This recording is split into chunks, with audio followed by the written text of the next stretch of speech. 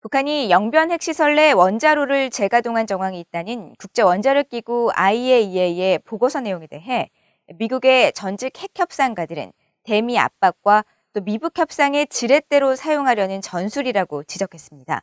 한국의 전문가들은 북한의 영변 핵시설 재가동으로 한국이 자처했던 미북 협상 중재자 역할이 더 어려워질 것으로 분석했습니다.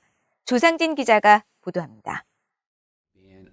로버트 아이논 전 국무부 비확산 군축 담당 특별보좌관은 30일 VOA에 지난 7월 초부터 영변 원자로를 재가동한 정황이 있다는 국제원자력기구 IAEA 보고서 내용과 관련해 우려스럽지만 놀랍지 않다고 말했습니다.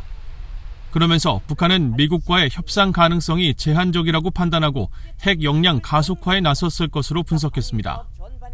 I think North Koreans may believe that the likelihood of a successful negotiations with the United States has become quite limited, and they have decided that in the absence of negotiations, it's best for them to strengthen their nuclear capability, and they've done that.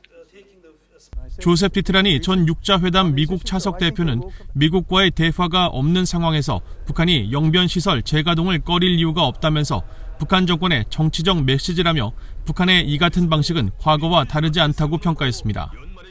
Yeah, there is a political message that when we don't talk, when we're not sitting at the table, we'll just keep producing nuclear weapons and missiles. So is that a political message? Yes.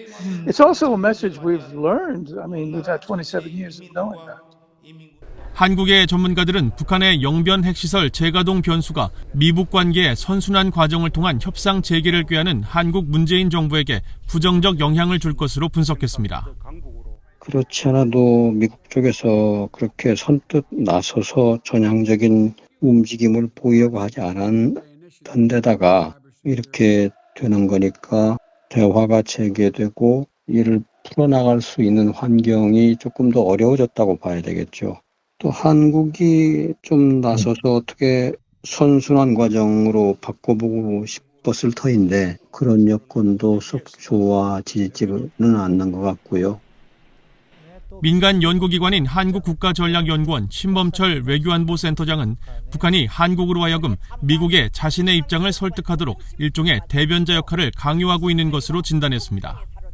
북한이 한국 정부에게 그러한 역할을 부여하는 것을 동의하고 한국 정부에게 의존하는 행보를 보여야 되는데 그 부분에 있어서 북한의 셈법이 바뀐 것이 아니기 때문에 한국의 중재자 역할이 부각될 수 있다 하는 부분에 있어서는 여전히 유보를 하는 생각입니다. 한국의 전문가들은 북한이 하노이 미북 정상회담 당시 영변 핵시설 폐기 카드를 다시 꺼낸 것이라며 바이든 행정부가 조건 없는 대화라는 기존 원칙을 바꿀 가능성은 크지 않다는 점에서 한국 정부의 역할 확대가 미북 교착 상황의 주요 변수가 되지는 않을 것이라고 지적했습니다. VOA 뉴스 조상진입니다.